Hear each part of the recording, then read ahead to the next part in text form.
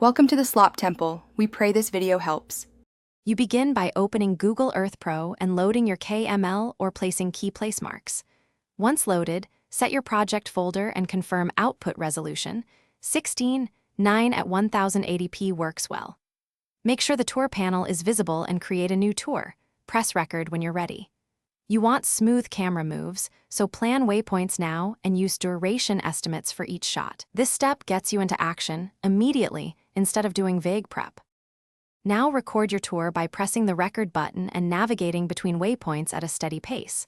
Pause on important locations, then resume. Once done, save the tour and play it back to check timing.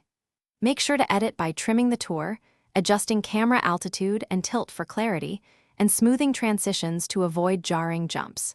You can split or reorder segments to match narration or music cues. These edits let you control pacing and improve viewer comprehension. Finish by exporting the tour.